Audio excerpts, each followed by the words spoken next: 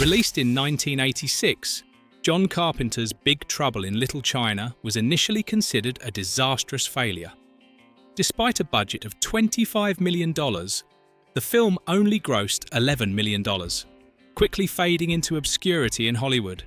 Disheartened, Carpenter abandoned major studio projects. However, what no one could have predicted was that this rejected film would quietly rise from the ashes, becoming one of the most beloved works of the 1980s and an iconic symbol of pop culture. Yet, behind the humor and the crazy action scenes, the film holds dangerous behind-the-scenes stories. From James Hong thinking he might die while standing on a narrow 3-meter-high escalator without safety harnesses, to the studio forcing script changes, and Kim Cattrall injuring her corneas due to contact lenses worn solely to achieve the desired effect for the film. Let's explore 20 surprising, bizarre, and sometimes mind-blowing facts about Big Trouble in Little China, a film that seemed like a disastrous failure but ended up becoming an immortal icon of pop culture. 20. The Three Storms, the origins of Raiden and Shang Tsung Wind. Fire, thunder. Three warriors clad in robes and wide-brimmed hats descend amidst a storm in Big Trouble in Little China. Silent and godlike, they move with a supernatural grace.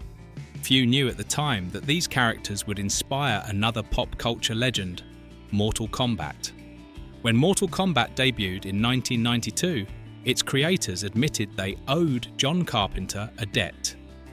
Raiden, the god of thunder, is a direct copy of lightning from Big Trouble in Little China, they said. The glowing lightning surrounding his body, the straw hat, and his stoic demeanor, these were all taken straight from Carpenter's Chinatown. And David Lo Pan, his black robe, glowing eyes, flowing hair, and cursed grin became the blueprint for Shang Tsung, the immortal sorcerer who steals souls in the Mortal Kombat games. But the inspiration didn't stop there. Carpenter revealed that the Three Storms weren't just derived from Chinese legends, but also from the Japanese film Lone Wolf and Cub, where supernatural swordsmen fought with brutal precision and a godlike presence. From Tokyo to San Francisco, and from the silver screen to arcade machines, the Storm's legacy continues to resonate. Proof that Big Trouble in Little China isn't just a movie. It's a cultural DNA strand that has endured for decades. 19. The real hero isn't Jack Burton. The world assumed Jack Burton was the hero. He had the truck, the muscles, the gun, and the cool guy attitude of an American saving the world. But John Carpenter, the film's director, had a different plan: to satirize Hollywood's long-standing trope of the white savior.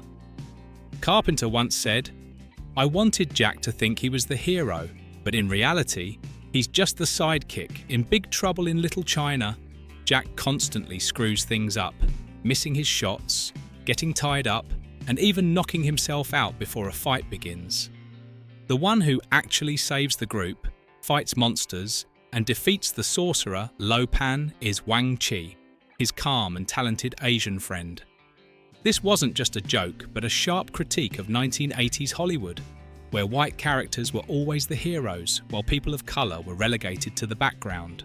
Carpenter flipped the script, putting the true hero in the background and turning the loud, overconfident white guy into a lovable joke. 30 years later, audiences realised that Jack Burton wasn't the centre of the story. He was a mirror reflecting an era in cinema where reckless men who thought they were saving the world were really just along for someone else's ride. 18. Kurt Russell, the hero afraid of failure. In the mid-1980s, Kurt Russell was no longer seen as Hollywood's golden boy. The films he starred in, The Thing, Used Cars, and Swing Shift, had all flopped at the box office. Each release was a painful fall, leaving him with a fear that few stars dared to admit: the fear of becoming a burden. When John Carpenter called and said, "I've got a role for you, Jack Burton, a loud-mouthed, slightly dumb but lovable truck driver," Russell hesitated. He asked, "John, what if it fails again?" A long silence followed, and then Carpenter burst out laughing. "I don't care about the box office, Kurt. I just want to make a movie with you." It wasn't just an invitation to act, it was a lifeline. The two had previously collaborated on The Thing, a film rejected upon release but later hailed as a classic. Now they were embarking on a new gamble together, Big Trouble in Little China. Years later, Russell recounted in the DVD commentary, his voice hoarse with emotion. "I was scared. I thought I'd drag John down with me, but he just laughed and said, 'Who cares? Let's just have fun.' And so they made the movie. Not for fame, not for money, but simply for the joy of two underdogs dismissed by Hollywood. That very joy created one of the most beloved films of the 1980s. 17. The reverse airport scene, a safety-driven visual trick. At the start of the movie, there's a scene where the kidnapper's car speeds out of an airport parking lot while Jack and Wang dodge out of the way. It looks intense, dangerous, and incredibly realistic. But if you look closely, everything in that scene is running backward. John Carpenter filmed the scene in reverse. The actors ran backward, the car reversed, and then the footage was played back and sped up. The reason wasn't to create a trippy effect, but to ensure the actors' safety. The car was moving too close to the actors, and there were no stunt doubles available to replace them. When played backward, the scene became strangely seamless, natural yet carrying a slightly surreal energy. This perfectly captured the spirit of the entire movie. Familiar, yet always just a little off. 16. Kim Cattrall, the prisoner with no warning. In the prison scene, Gracie Law is the only captive who's tied up and gagged. Audiences assumed it was just part of the script, but the truth is, Kim Cattrall wasn't warned beforehand. Originally, there was supposed to be a scene where Gracie taunted the guards, provoking them into tying her up. But that scene was cut during the final shoot. When Cattrall arrived on set, she was surprised to see real ropes waiting for her. John Carpenter asked, "Are you okay? Is this too uncomfortable?" Kim simply laughed. "I've been in worse situations than this." She endured hours of shooting, only having the gag removed to drink water. Her professionalism earned the crew's respect. And in the scene, Gracie's eyes flash with genuine rage, a spark of emotion that couldn't have been scripted. That's the moment Kim Cattrall turned an unexpected situation into cinematic magic. 15. James Hong thought he might die on set. James Hong, a seasoned actor with hundreds of roles in a career spanning over half a century, faced a terrifying moment while filming Big Trouble in Little China. In one scene, Hong, as the villainous Lo Pan, had to stand on a narrow 3-meter-high escalator while wearing a long, flowing robe.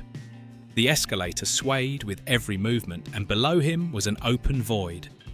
"When the escalator started moving, I felt like my heart stopped," Hong recalled. "The lights were blinding, smoke was everywhere, and I couldn't see a thing in front of me.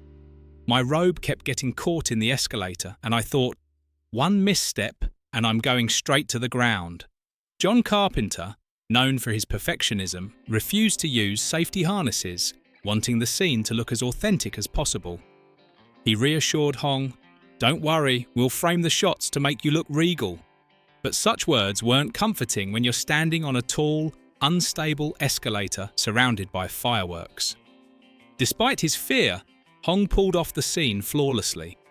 When he stepped off, the entire crew broke into applause. Years later, Hong humorously reflected, "Lo Pan might look immortal, but in reality, I was just a trembling old man trying not to fall. And I honestly thought I wouldn't survive that day." 14. John Carpenter lost his temper on set. John Carpenter was known for his calm demeanour, a director who always maintained professionalism on set. But during one day of shooting Big Trouble in Little China, he completely lost his cool. The reason? A firework exploded before he could call action. Carpenter suddenly shouted, "Who's responsible for this?" His voice echoed across the set. The special effects coordinator hung his head, unable to respond. Kurt Russell, who had worked with Carpenter many times, remarked, That was one of the rare times I saw John lose it. He's usually so composed, but that firework definitely set him off. However, Carpenter quickly regained his composure. He paused shooting, inspected the entire pyrotechnic setup, and insisted everything be properly reset. When filming resumed, the scene went off flawlessly. The incident became a memorable behind-the-scenes story that the crew would never forget. 13. The Floating Eye Monster. Cost over $100,000. One of the most iconic images from Big Trouble in Little China is the floating eye monster, a bizarre creature with tentacles and dozens of independently moving eyes that made it look alive. But bringing this creature to life came with a hefty price tag, over $100,000, a massive expense for the film's budget at the time. That thing was a technical nightmare, Carpenter admitted. The monster was created by Boss Films, the same special effects team behind Ghostbusters. But unlike the humorous ghosts in Ghostbusters, the floating eye was an entirely different challenge. Every single eye on the creature was designed to move independently, requiring dozens of individual controls, all connected to a complex system of wires and cables running across the set. Just synchronizing the eye's movements took countless sleepless nights, one member of the effects team shared. Carpenter added, "If even one eye malfunctioned, we had to redo the entire scene. At times, I felt like we were pouring money into a creature with too many eyes." Despite the challenges, Carpenter insisted on keeping the monster in the film. To him, the floating eye wasn't just a bizarre addition.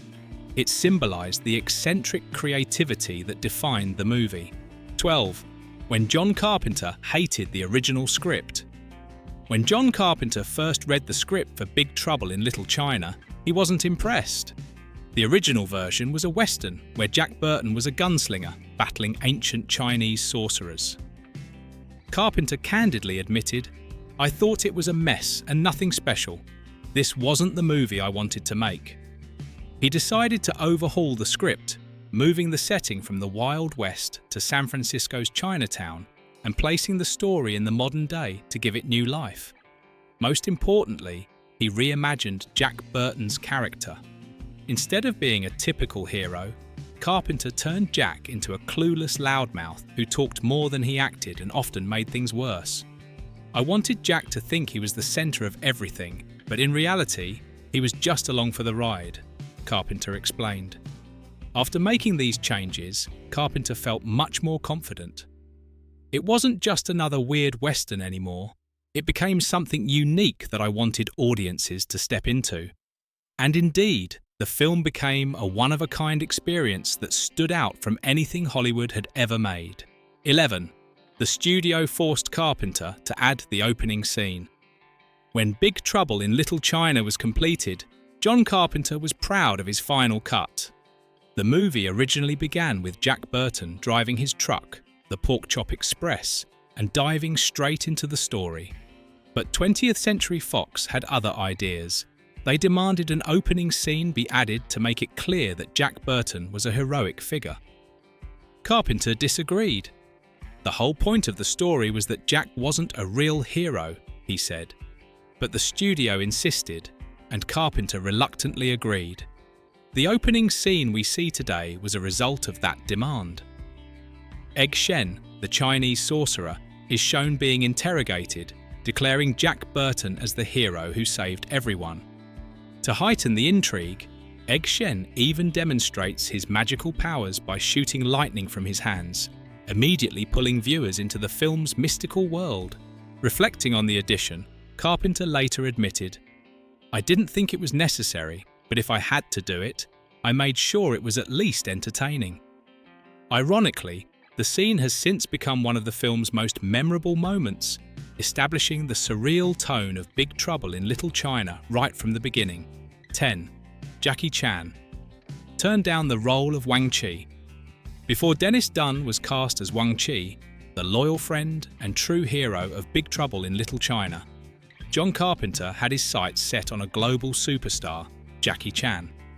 At the time, Jackie Chan was one of Asia's biggest martial arts icons, and Hollywood was starting to notice him through films like The Big Brawl, 1980, and The Protector, 1985. For Carpenter, Chan was the perfect choice for Wang Chi, a calm, skilled fighter with a touch of humor. He wasn't just great at martial arts, his comedic timing was incredible. He would have made Wang Chi unforgettable, Carpenter shared. However, things didn't go as planned. The producers were concerned that Chan's English wasn't strong enough to appeal to American audiences. Carpenter pushed back. "I don't care about that, I just want him for the role." But surprisingly, Jackie Chan himself declined the offer. Despite liking the script, Chan decided to focus on his booming career in Hong Kong, where he was at the peak of his stardom. The role eventually went to Dennis Dun, a lesser-known actor at the time. Carpenter had no regrets, saying, "Dennis was incredible. He brought a unique charm to Wang Chi that perfectly fit the movie." 9. When Kurt Russell. Filmed with a high fever, Kurt Russell was known for his dedication to his roles, even when his health wasn't at its best. One of the most memorable scenes in Big Trouble in Little China is when Jack Burton wakes up after the final battle, confused, exhausted, and barely able to stand. What audiences didn't know was that Russell wasn't just acting. He was actually battling a high fever of nearly 102°39 degrees during the filming of this scene. "I felt like my entire body was on fire," Russell recalled in the DVD commentary. "I could barely keep myself upright, but John just kept saying, 'This is perfect, don't change a thing.'" John Carpenter, unaware of Russell's condition at the time, thought the actor's sluggish movements and dazed expressions were part of a masterful performance. "I thought he was nailing it. I had no idea he was just trying not to collapse," Carpenter later admitted with a chuckle. Despite feeling completely drained, Russell powered through the scene without complaint. His real-life fatigue ended up aligning perfectly with Jack Burton's disoriented state, making the scene authentic and effective. The footage was kept as is, with no retakes needed. 8. The box office failure that made John Carpenter quit Hollywood. When Big Trouble in Little China debuted in 1986, John Carpenter believed it would be the biggest hit of his career. With its unique story, quirky characters, and surreal, action-packed moments, Carpenter thought the film had everything to succeed. But reality hit hard. With a production budget of $19 to $25 million, the movie only grossed $11 million at the box office. Carpenter was devastated. "Hollywood killed this movie," he said bluntly. According to him, 20th Century Fox didn't understand the film's bold concept and botched its marketing. Instead of promoting its creativity, they released confusing ads that left audiences unsure of what to expect.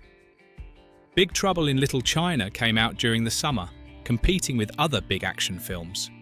But audiences didn't want a goofy truck driver like Jack Burton.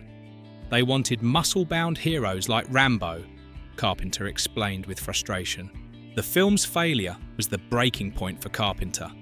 Fed up with studio interference, he decided to leave Hollywood and focus on smaller, independent projects where he could maintain creative control. 7. Kim Cattrall's corneal injury from contact lenses.